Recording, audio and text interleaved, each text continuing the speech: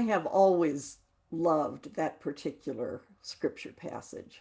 Um, it's such a beautiful visual, and it's so it, it, it's the essence of reassurance. They that wait upon the Lord shall renew their strength. They shall mount up as eagles. They shall run and not be weary. They shall walk and not faint.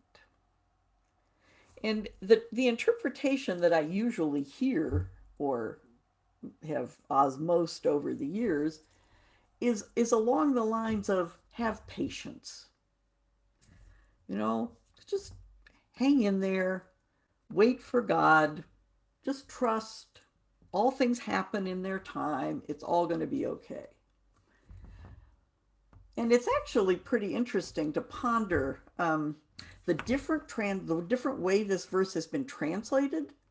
You know, there are like a gazillion different Bibles, right? And you can find a bunch of them online now pretty easily.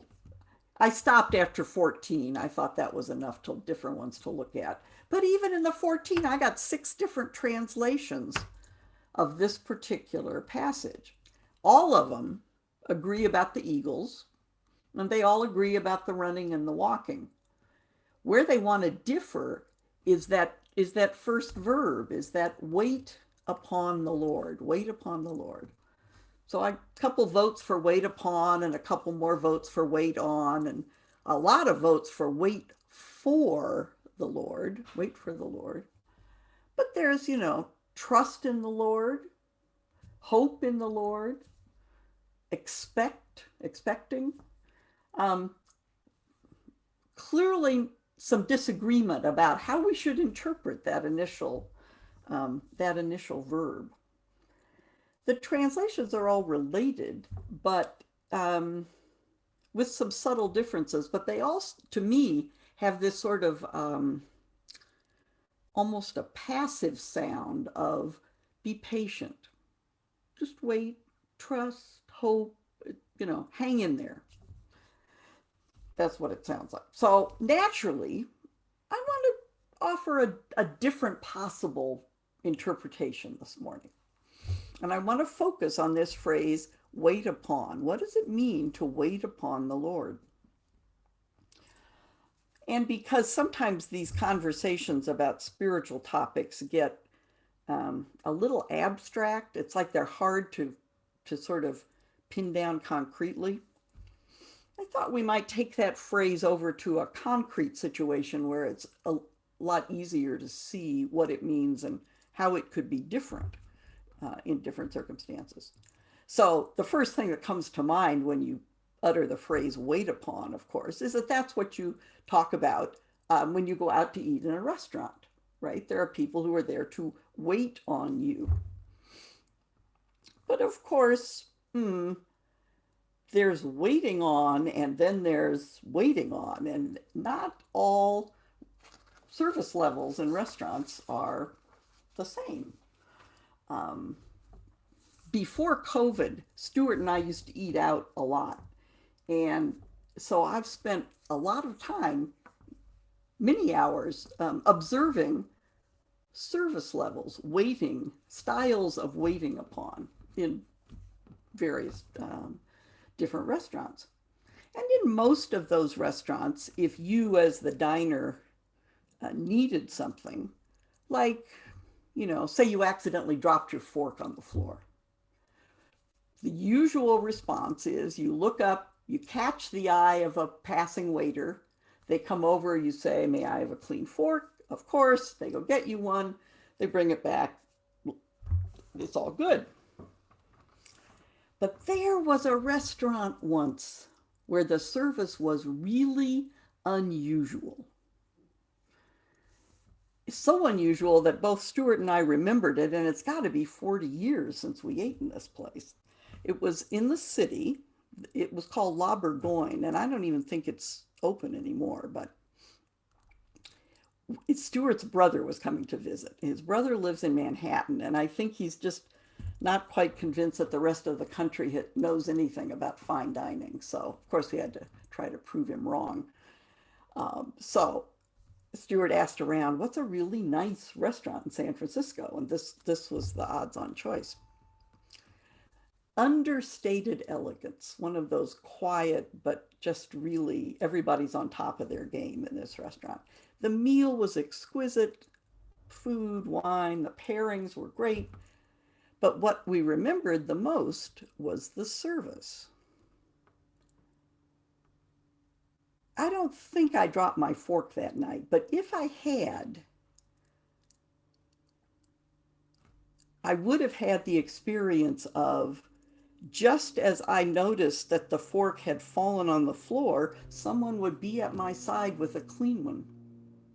Like, how did they know? How did they get there so fast? Well, it turns out that in this restaurant, service was interpreted as the task of the waiter was to pay attention to the table that they were responsible for. So the waiter would actually have seen the fork fall and be reaching for a clean one before I even put my head up to say, "Oh, I need a new fork." These waiters were so attentive to the diners that they could tell by the angle of your coffee cup whether you were ready for a refill or not. And their job was to watch you. I mean, unobtrusively. They're over there, they're not like at your elbow all the time. But all you had to do essentially was think of something, and there they were to deliver it. It was the most amazing service. I just, wow. In the restaurant example, it's easy to see that the difference between a waiter where you have to, catch their attention and this one restaurant that we remember where the attention was there all the time. It's that level of mindfulness given by the waiter to the diners. It's the level, the quality, the depth of the attention. So take the idea of to wait upon as meaning pay attention to, pay attention to, and move that back to this realm of that Isaiah was talking about, in which he's talking about they who wait upon the Lord, they who pay attention to however Spirit manifests in your life.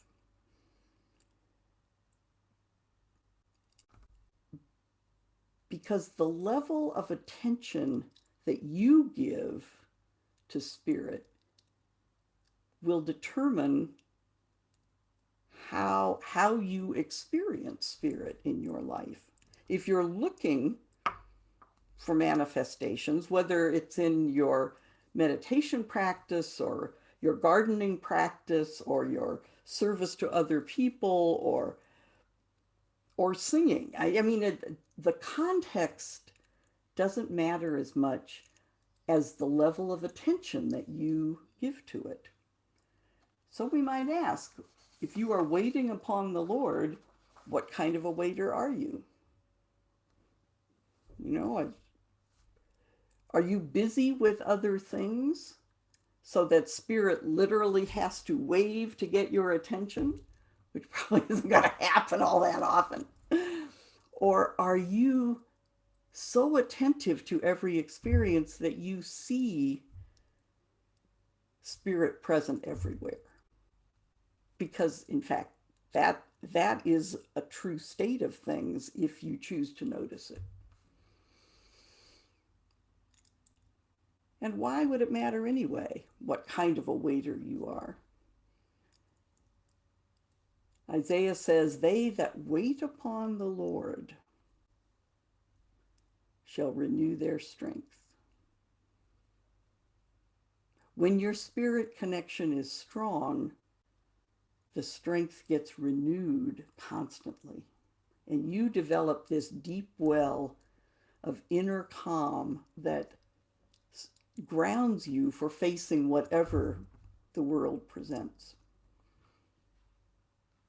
The quality of that spirit connection, the depth of that inner well, is a function of your attention to it. All the things we do together at church, worship or prayer or taizé or service or gardening or singing or whatever it is, it's all of it is about fostering your attentiveness to your spirit connection. You've undoubtedly heard the Mary Oliver poem, the little 3-line, 7-word poem called Instructions for Life. She says, pay attention, be astonished, tell about it. Pay attention, be astonished, tell about it. I can tell you that when that attention lapses, when your waiting on the Lord changes from this active attention to a much more passive state for whatever reason, life gets a lot harder. I think that's a good way to describe what happened to me last fall when the chaos in Washington and the anxiety of not knowing how the election was going to come out, and I just let that whole situation overwhelm me, and I lost that sense of constant attention to spirit. And of course, with the pandemic, I didn't have the usual touchstones of being together in community and, of course, singing, that's how I access my own deep inner well, is through music. So the last few months have been pretty challenging for me, but enough things have changed, the election, the vaccines, the return to normalcy, so that energy for active attention is back. And when I'm in that kind of a space, stuff shows up. It just does. That's what happens. And so I brought you one of the things that has shown up for me in just the last couple of weeks. It's a piece of music that I want you to hear because it made a big impression on me. Masterworks is still singing. We're still rehearsing every week and learning new music, which someday we will perform in person. But since last spring, all of the music that we've been learning is by Black American composers, so that we can help showcase their work as a response to Black Lives Matter. And in that, so in the collection of music we're working on right now is is a piece that I had never heard before. And I want to play for you just the first 3 movements of it. It's called The 7 Last Words of the Unarmed.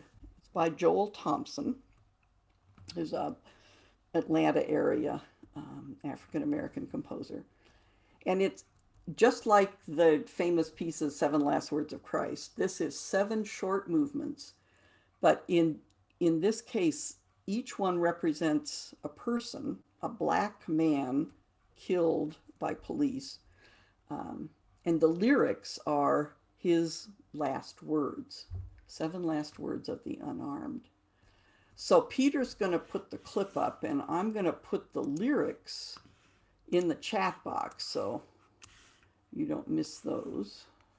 And we're just going to listen to the first 3 movements from this piece.